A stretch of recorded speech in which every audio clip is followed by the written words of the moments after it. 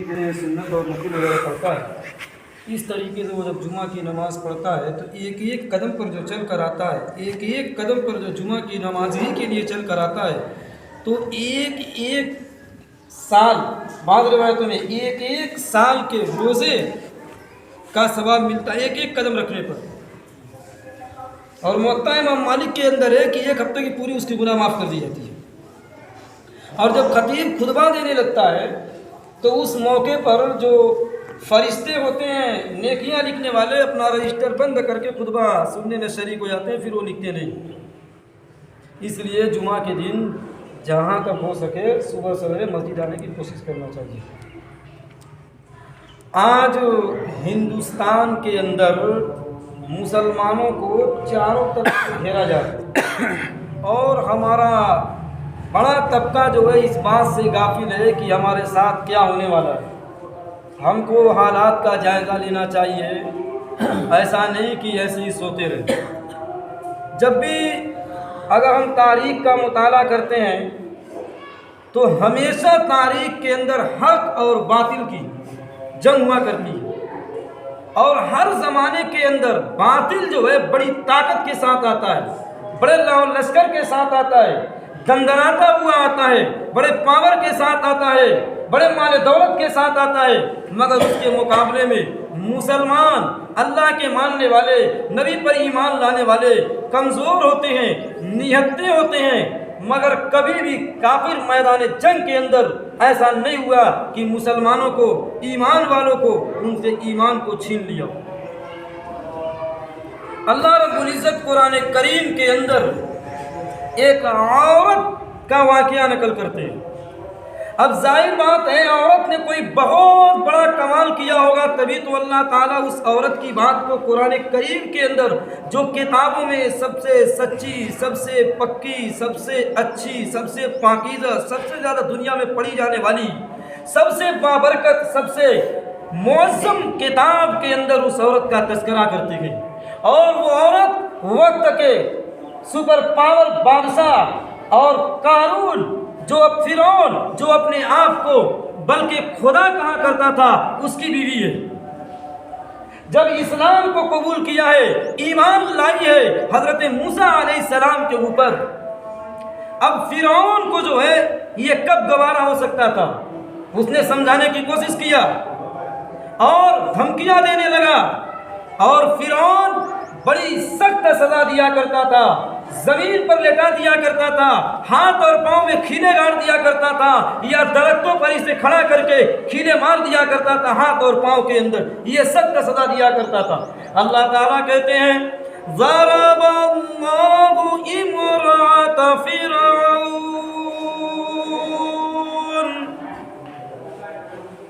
ज़रबल्लाहु लिल्लज़ीना आमनू इम्रात फिरऔन। अल्लाह ताला फिरौन की बीवी की मिसाल बयान करता है। इज़ क़ालत रब्बि इब्नि ली, जब उसकी बीवी, उस ईमान वाली ने अल्लाह रब्बुल इज़्ज़त से दुआ किया, कहा ऐ मेरे परवरदिगार, रब्बि इब्नि इंदका, अपने पास, अपने करीब जन्नत के अंदर बैतन फिल जन्ना, एक घर तामीर कर दीजिए, एक घर बना दीजिए मेरे लिए जन्नत में। वनज्जिनी मिन फिरऔन, और इस फिरौन से मुझे बचा लीजिए, इस जालिम से मुझको बचा लीजिए।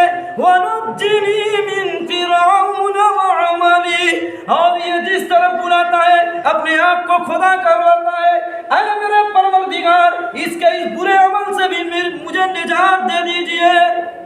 एक औरत पूरी हुकूमत को ललकारती है, वक्त के काफिर और अपने आप को खुदा कहने वाले की बीवी है।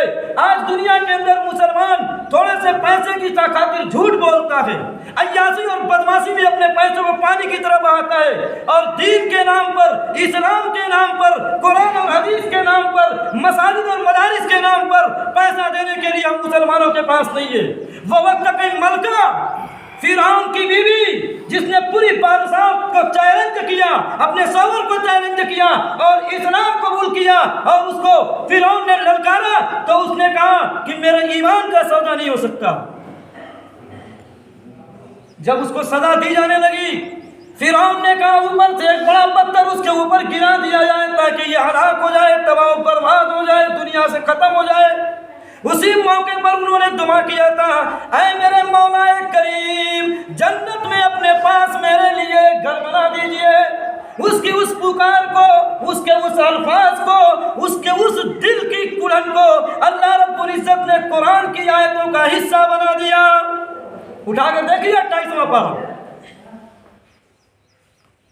और आगे आइए, हजरत अस्मा जो हजरत अबू बकर सिद्दीक रज़ी अल्लाह ताला अन्हु की बेटी है, अल्लाह के रसूल सल्लल्लाहु अलैहि वसल्लम जब हिजरत करने लगे, मक्का के अंदर जालिम मार रहे हैं, पीट रहे हैं, घसीट रहे हैं मुसलमानों को और अल्लाह के रसूल को तरह तरह से तकलीफें पहुंचा रहे हैं, तो अल्लाह के रसूल सल्लल्लाहु अलैहि वसल्लम को हुक्म हो गया, आप मक्का छोड़कर मदीना चले जाइए।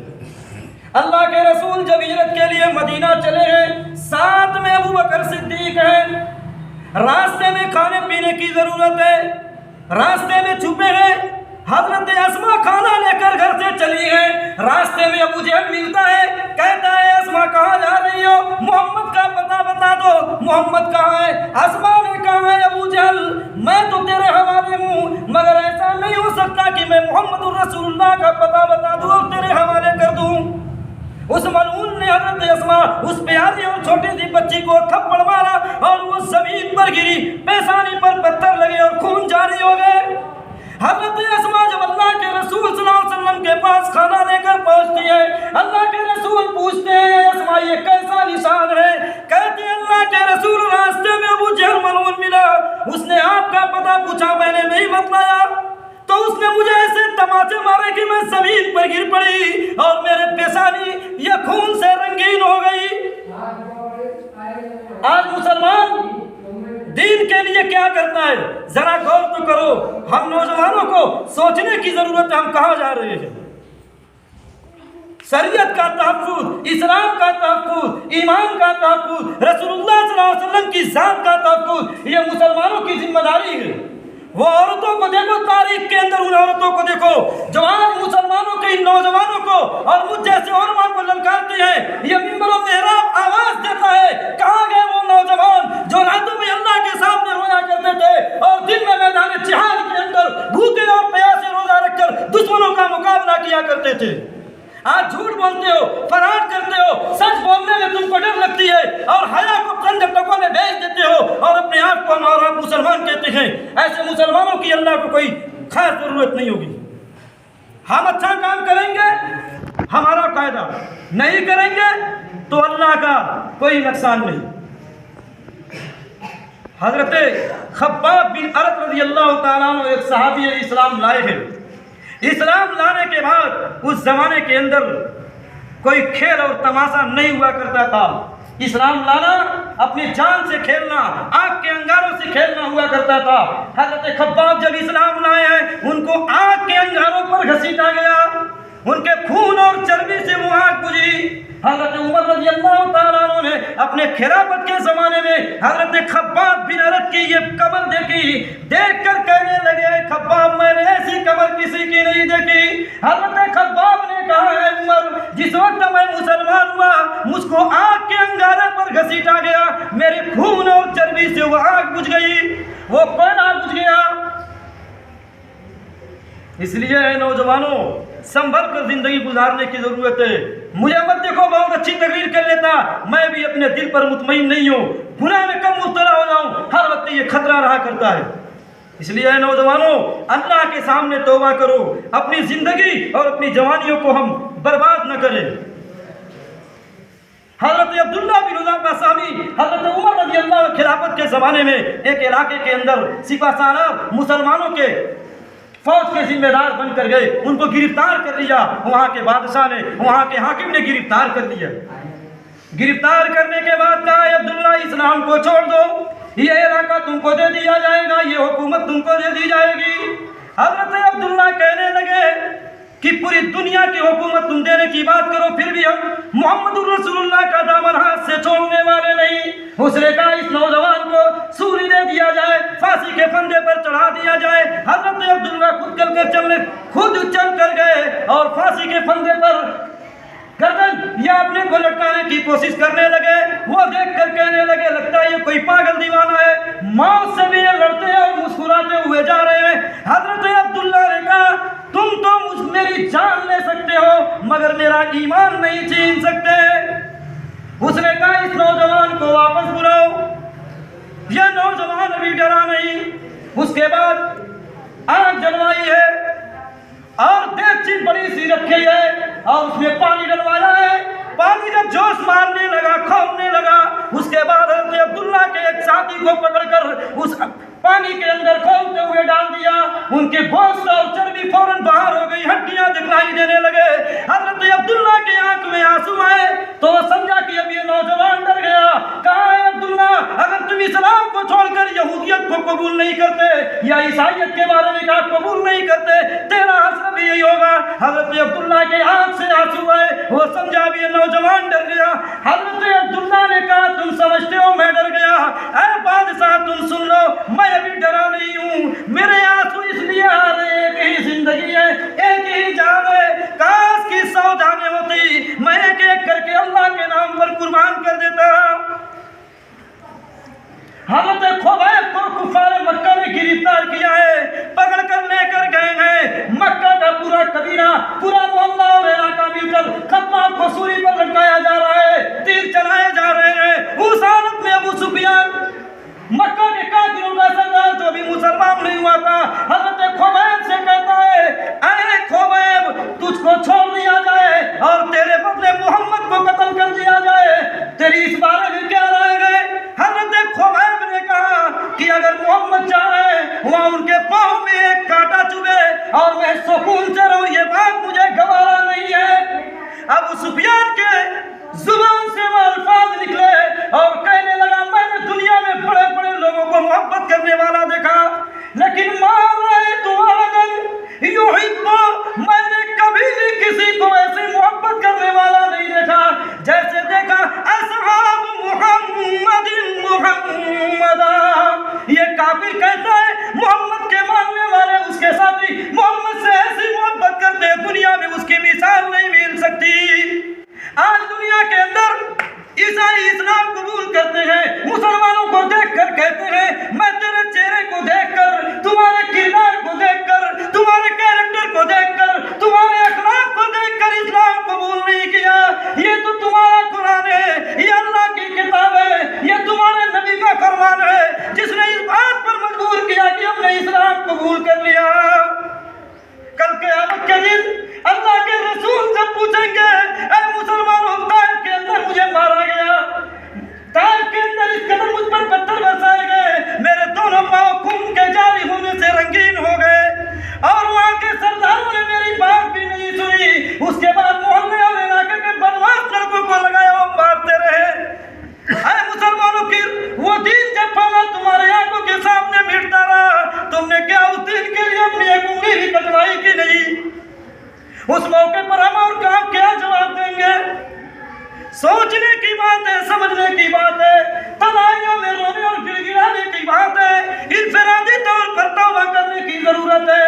अल्लाह ताला कहते हैं कि तौबा करो, तौबतन नसूहा, खालिस तौबा करो, ऐसी तौबा करो कि उसके बाद अब वो बुराई करना नहीं है, ख्याल में भी उसको नहीं लाना है, ऐसी तौबा मतलूब है। हज़रत उमर रज़ियल्लाहु ताला अन्हु एक मर्तबा रोते हुए अल्लाह के रसूल के पास तशरीफ लाते हैं। माजरत चाहूँगा, थोड़ा टाइम ज़्यादा हो रही है, वाक़या नकल करके बात खत्म कर दूंगा। हज़रत उमर रज़ियल्लाहु ताला रोते हुए अल्लाह के रसूल के पास तशरीफ ले जाते हैं। अल्लाह के रसूल सहाबा की जमात ताज्जुब करते हैं, उमर को कभी रोता हुआ नहीं देखा गया, बेलाल को रोता हुआ देखा गया, खब्बाब बिन अरद को रोता हुआ देखा गया, फुला साहबी को रोता हुआ देखा गया, मगर क्या बात है आज उमर रोता हुआ तशरीफ ला रहा है। अल्लाह के रसूल ने पूछा, उमर क्या बात है, क्यों रो रहे हो? हज़रत उमर ने फरमाया, अल्लाह के रसूल, एक नौजवान रो रहा है, उसके रोने ने मुझे रुला दिया। अल्लाह के रसूल ने उस नौजवान को बुलवाया और पूछा, नौजवान तुम क्यों रो